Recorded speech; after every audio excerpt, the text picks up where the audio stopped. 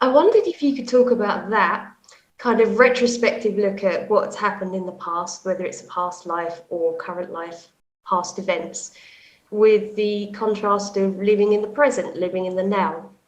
Sometimes that can be difficult, but ultimately we hope that that would be also a goal, to be able to not even have to do that retrospective look, to be able to get to a place where we are living ever present and enjoying the moment just that we're in without having to do this constant work. Could you speak about that aspect, please?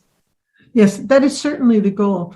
But we would also like to say that your goal is to experience those moments in between the looking backward and healing. That you need space between each one of the healing modalities to experience what life is like without the burden that you were carrying. And so it is not a goal in that, oh, I will get to a certain place in my life and then I can just be one and live. It's about incorporating it into having that philosophy of being in the moment and then allowing the moment to take you where you want to go. So that if you're living in the moment and not dwelling in the past and not dwelling in the future, then you are open to when the past memory comes up or the future desire comes up, you can say, what do I need to do with that? This is living in the moment. What is this asking of me? What is it that can be healed by me looking at this? And that goes for the future thoughts as well. For many people, escape from looking into the past by living in the future, by what can happen, what will happen. And yes, manifestation is a very important tool, and it is done in alignment with your soul, but it is about being in that neutral place of living in the moment, so that then you have the ability to go into the past or into the future to learn more about yourself in your journey. It is always about learning more about yourself in your journey. It is never a punishment.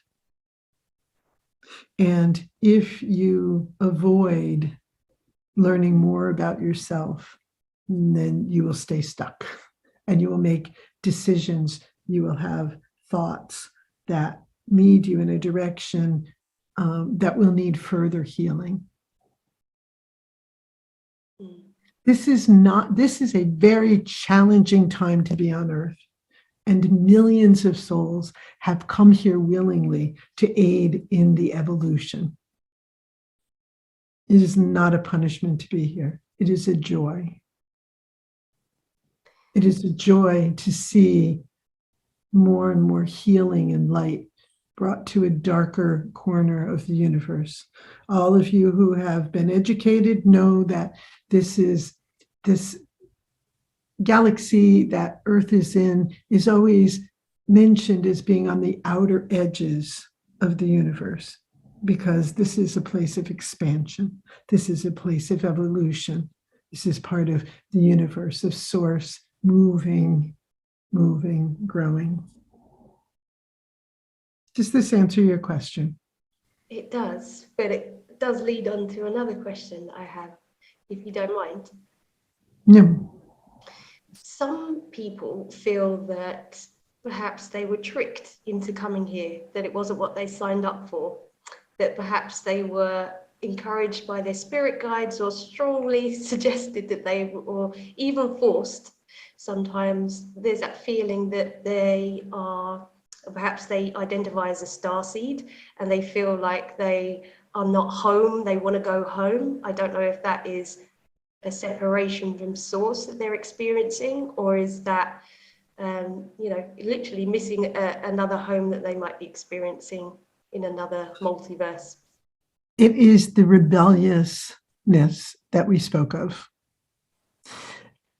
You are never forced to come here. Again, the universe is not set up as a crime and punishment. Yes, The universe is a place of joy. The universe is a place of light.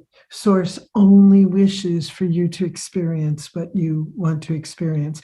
And so those who have come from other planets, and this may be one of their first incarnations here, and they are having a very difficult time coming from a planet of more and more light and coming into this much heavier vibrational planet, that there is a rebelliousness that says, no, why did I choose this? I don't want to be here, because the reality of the three-dimensional world is very different than the reality of a fifth-dimensional world, or when you are purely in your spirit. And so, again, we bring it back to, if you are feeling tricked, that is your cue to delve into your blueprint, to find out why you are here. And again, the first step of that is to take responsibility. One must take responsibility for one's soul's actions, just as one must take responsibility for the physical actions in this world. And it is a very different experience than those that are called starseeds have been experiencing for millennia. But they came here willingly because they saw the need for their light to come into this world to help with the evolution. Thank you.